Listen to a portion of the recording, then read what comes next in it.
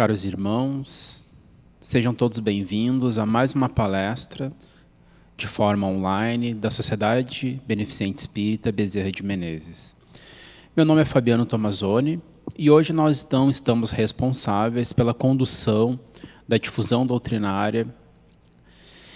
E para iniciarmos o nosso trabalho, nós vamos convidar a todos, onde quer que estejamos, para juntos sintonizarmos os nossos pensamentos em uma prece, procurando fechar nossos olhos físicos, respirando profundamente e que nesse momento possamos estar em paz.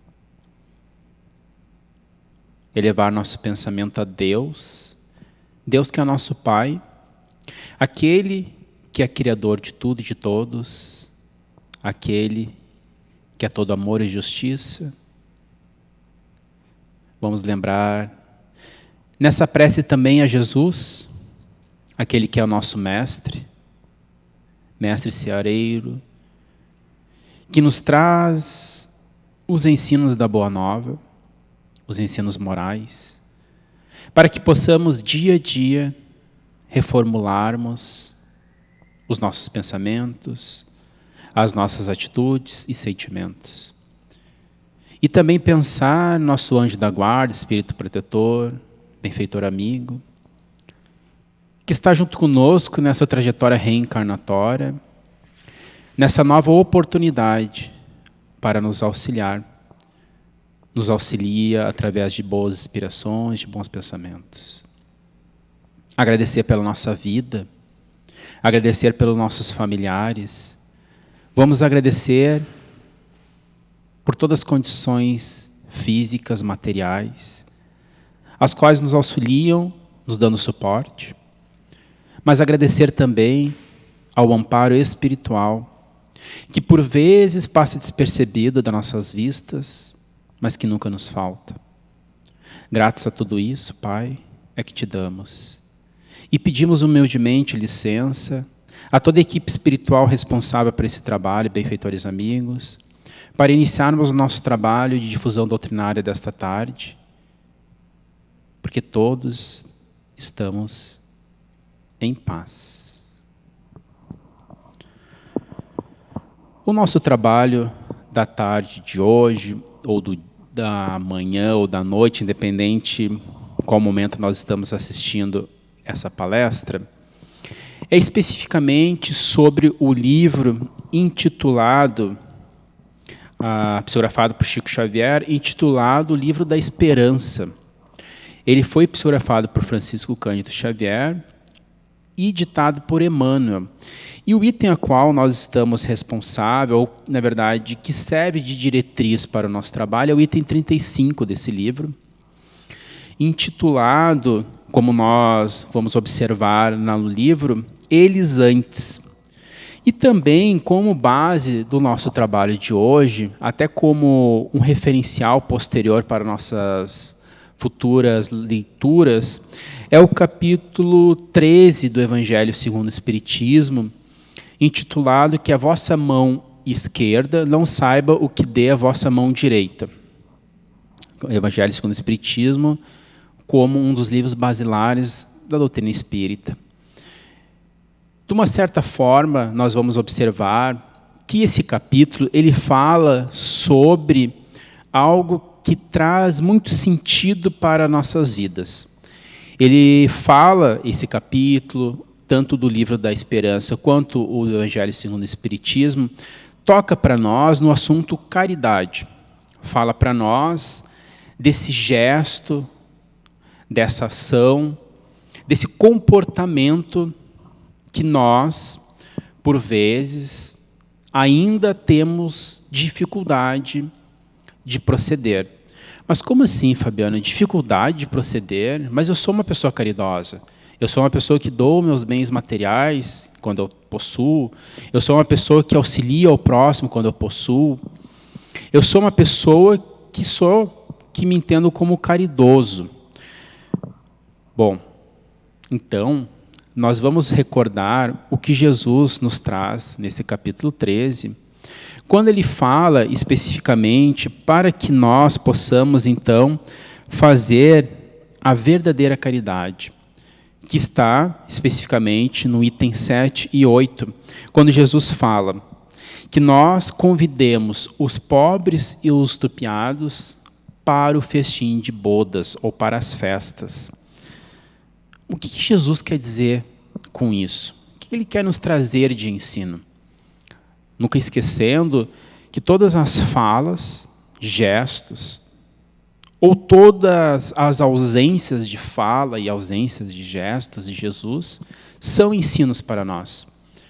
E quando Jesus nos fala para que nós convidemos os pobres e os estrupiados, por vezes a gente pode pensar, bom, então eu devo abrir a porta da minha casa e convidar todos aqueles que não possuem nenhum tipo de bem material. Será que hoje, no mundo a qual nós estamos envolvidos, numa psicosfera, por vezes, a qual nós observamos pessoas com bastante intenções negativas, será que seria prudente nós abrirmos a nossa casa para pessoas que nós não conhecemos? E talvez aquela intenção de auxiliar, ela se torne algo totalmente desastroso? Será que foi isso que Jesus quis dizer? Será que quando Jesus fala para nós convidarmos aqueles que são pobres, estrupiados, uma palavra muito forte, para adentrar as nossas casas, será que foi isso que Jesus quis dizer apenas? Bom, nós sempre temos que fazer algumas reflexões, de uma certa forma, um pouco mais profundas e fugir um pouco apenas da letra, da palavra. Jesus, quando ele nos traz isso, e Kardec reflete muito nesse capítulo, fala que a verdadeira caridade, aquela caridade que vem de dentro do nosso âmago, do nosso coração, mais íntima, é aquela caridade que nós fazemos sem esperar retribuição, sem esperar algo em troca. É aquela caridade que a gente faz, que é o bem que a gente faz pelo bem. Bom, se eu auxiliar aqueles que não têm condições, a probabilidade desse retorno é muito pouca. Mas aqui Jesus não quis falar apenas das questões materiais. Ele está falando de todas aquelas pessoas que têm alguma necessidade ou alguma pobreza, não necessariamente pobreza material. Mas aqui Jesus nos fala da pobreza espiritual. Daqueles que são carentes, por exemplo, de conhecimento. Daqueles que são carentes, por exemplo,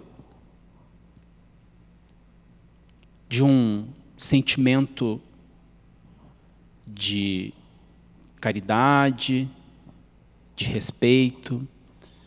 Daqueles que, por vezes, não têm, ou não, por muito tempo não têm, alguém que olhe e o escute, por exemplo. Então Jesus ele traz para nós uma amplitude de gestos, de ações, de comportamentos que nós podemos fazer ao encontro daqueles que no atual momento carecem mais do que nós de alguma coisa e que nós possamos auxiliar, sabendo que não receberemos nada em troca. Porque nós estamos a auxiliar, porque nós entendemos que auxiliar ao próximo é auxiliar a humanidade. E auxiliar a humanidade é trabalhar junto de Jesus. E trabalhar junto de Jesus é trabalhar junto de Deus. É trabalhar no bem, trabalhar no amor. É poder contribuir para com o próximo, da mesma forma que nós gostaríamos que contribuíssem para conosco em nossas dificuldades. Que nós, quando somos auxiliados, por mais que nós tenhamos a vontade de retribuir, mas que nós entendamos, quando recebemos esse auxílio, de que não há necessidade de dar o retorno diretamente, mas que nós possamos dar esse retorno para com a humanidade. Há muito tempo atrás, um discípulo chegou ao seu mestre e perguntou: mestre, aqui dentro de mim surge uma dúvida, a qual gera uma amargura. E eu gostaria de solicitar a sua palavra e as suas reflexões. E esse mestre, então, olhou para o seu discípulo. E esse discípulo, então, perguntou: mestre, quem são os outros? E este, que era sabedor, experiente, parou por alguns instantes, refletiu, olhou para o seu discípulo e falou: caro amigo, não existe os outros. O que ele quer nos dizer e nos ensinar? Que todos nós estamos unidos e somos unidos. Todos nós somos filhos de um mesmo pai, de uma mesma criatura. Todos nós precisamos e necessitamos um dos outros para progredirmos. Quando nós distinguimos a gente e os outros, nós estamos criando barreiras. Barreiras físicas, barreiras sentimentais, emocionais. Estamos criando dificuldade de relacionamento. Quando nós entendemos que os outros também somos nós, que nós somos um, a nossa relação se torna mais forte. Antes do advento da doutrina espírita, nos meados dos anos 1850, antes de Kardec começar a estudar, aprofundar, entender a vida no plano espiritual, pensava-se, até hoje pensa-se, mas Kardec abriu o véu, mas pensava-se que nós encarnados éramos uns, e os desencarnados eram os outros. Quando Kardec traz para nós e nos liberta desta ignorância, ele traz para nós que os desencarnados somos nós amanhã e fomos nós ontem. Então os outros encarnados não existem. Os desencarnados somos nós, sem o corpo físico. Então os outros não existem. Os outros somos nós. Então quando nós nos deparamos com essa passagem de Jesus, que fala para nós convidarmos aqueles que são pobres e estropiados a participarem do banquete que nós temos ou possuímos, às vezes de uma forma comum, ordinária, e por vezes até não valorizamos tanto. Jesus está falando para nós também, para que nós consigamos perceber e distinguir o que gera essas barreiras entre mim, entre o meu grupo e um outro grupo.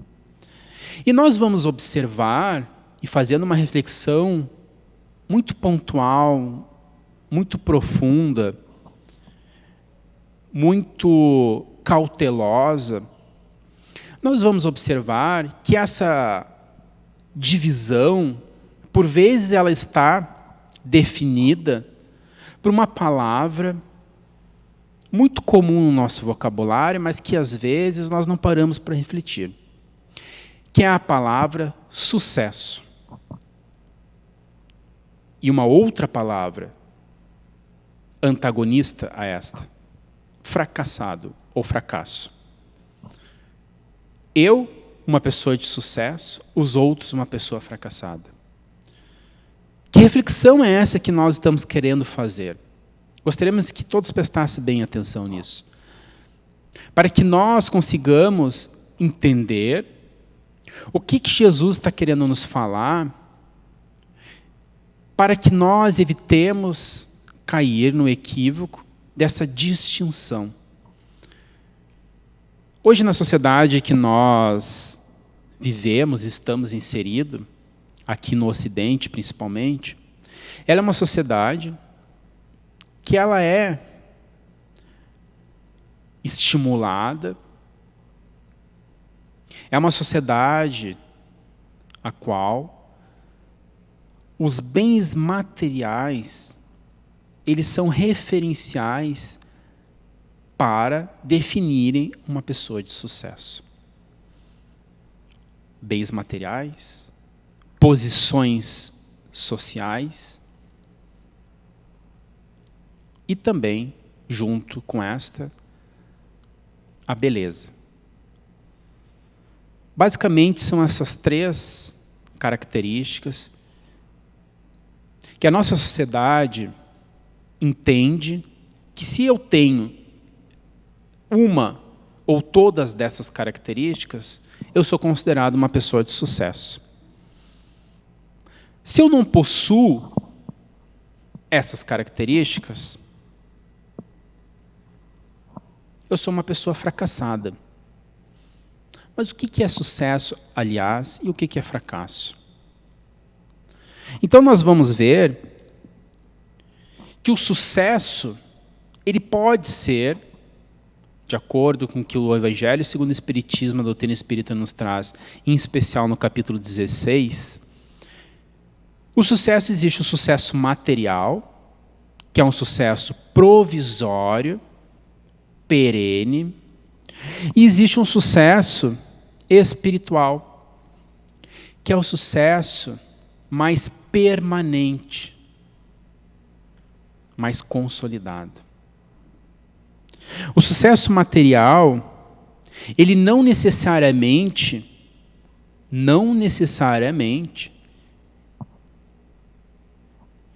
está vinculado à felicidade.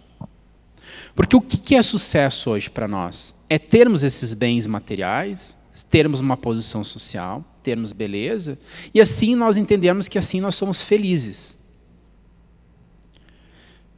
Mas hoje a neurociência já traz para nós diversos estudos, e em especial traz para nós uma organização e um entendimento do nosso cérebro através da ressonância magnética funcional, a qual é observado nessa ressonância magnética funcional o estímulo às atividades cerebrais. E é estudado toda a organização do nosso cérebro perante os estímulos externos. E observa-se, então, que quando há essa projeção da ressonância magnética funcional, de que aquelas pessoas que muitas vezes são intituladas felizes por adquirirem essas características que nós citamos anteriormente, realmente não são felizes. Por quê? Porque aparece nesses exames um alto índice de cortisol, em especial na sua corrente sanguínea. Cortisol, que é o hormônio responsável pelo estresse. Bom, uma pessoa que está feliz, ela não está estressada. Na forma original da palavra estresse. Então, muitas vezes essas pessoas que possuem esses bens, elas realmente não são felizes. Por quê?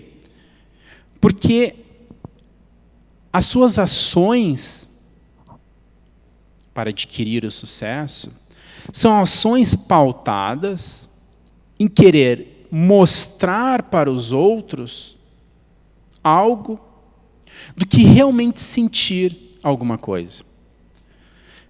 As suas ações estão mais voltadas para querer exteriorizar do que realmente interiorizar. O que é então sucesso? O que é então o real sucesso? De uma forma bem simples. O sucesso, ele é a consonância, a sintonia dos nossos desejos, das nossas vontades, com aquilo que eu estou vivendo. Se aquilo que eu estou vivendo, se aquilo que eu estou fazendo, ele está em consonância com aquilo que eu desejava, com aquilo que eu planejei, eu tenho e estou com sucesso. Eu não estou seguindo o que a sociedade está me dizendo que eu tenho que fazer. Eu estou fazendo aquilo que me deixa feliz, realmente. E isso não tem relação nem com bens materiais, nem com beleza e nem com status social, com posição social. Se eu estou fazendo aquilo que está me satisfazendo, que está me preenchendo, eu sou uma pessoa feliz e de sucesso. E quando Jesus fala para nós, para chamarmos, convidarmos os pobres, estropiados, Jesus está falando para nós que nós devemos sim sermos felizes. Mas a grande virtude é nós distribuirmos ao próximo essa felicidade. Se eu estou feliz, eu vou me sentir mais feliz ainda distribuindo essa felicidade para quem está comigo. Seja ela qual for. Seja uma habilidade minha, material. Seja uma habilidade minha, cognitiva. Seja uma habilidade minha, espiritual. Aquilo que me preenche e que eu possa contribuir para aqueles que tanto necessitam. Para aqueles que carecem daquilo que eu tenho de sobra.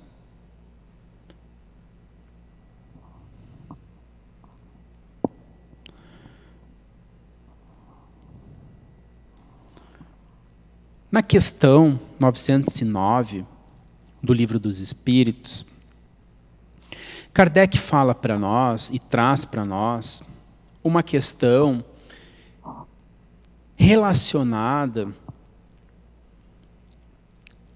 às nossas mudanças íntimas.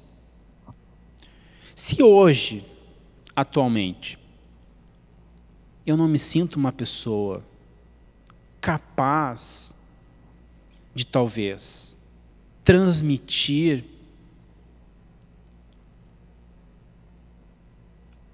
algo para alguém, Se nesse momento eu percebo que eu necessito trabalhar um pouco mais em mim, os meus vícios morais, Kardec pergunta então, poderia sempre o homem, pelos seus esforços, vencer as suas más inclinações? Kardec pergunta então, eu consigo, através dos meus esforços, vencer os meus vícios morais? E a resposta que Kardec recebe dos espíritos superiores é a seguinte: sim. E frequentemente fazendo esforços muito insignificantes. Muito insignificantes. Para mim gerar uma mudança em mim, é quase que eu não fazer nada. Eu preciso de um esforço mínimo para gerar uma mudança em mim. Como assim? Mas eu quero mudar, eu estou justamente encarnado para mudar, para melhorar. E como é que eles falam para nós, então, os espíritos superiores, que é tão fácil, que chega a ser muito insignificante? É que o complemento da resposta é a seguinte: o que lhe falta, por vezes, é a vontade. Eu entendo que eu quero mudar. Eu tenho o desejo de mudar. Mas muitas vezes eu não me esforço para mudar. Eu vivo e permaneço da forma que eu estou, achando que da forma que eu estou é a forma que está gerando a felicidade em mim. É a forma que está gerando os prazeres para mim. Enquanto que a doutrina espírita fala para nós daquele pequeno sacrifício que nós podemos fazer diariamente, semanalmente, mensalmente, anualmente, para que nós nos tornemos pessoas melhores. Para que nós possamos, então, ter capacidade e sermos pessoas de sucesso e felizes. Para que possamos, assim, então, distribuir essa felicidade para aqueles que conscientemente não entenderam o que Jesus nos fala, de convidar os pobres e estrupiados para as bodas. Caros amigos, está no nosso horário. Convidar todos, então, para nós encerrarmos o nosso trabalho de difusão doutrinária com uma conversa com Deus, uma prece. Pai, gratos somos por tudo que Tu nos oferece. Pai, gratos somos por todas as condições materiais, físicas, que Tu nos proporciona. Aquelas, às vezes, que são tão comuns para nós, que são tão ordinárias, e que por vezes, por assim ser, nós esquecemos de agradecer. Enquanto muitos lhe faltam o mínimo, nós acabamos, às vezes, exigindo e querendo mais, sem agradecer a tudo que Tu nos ofereceu até hoje, no nosso período reencarnatório.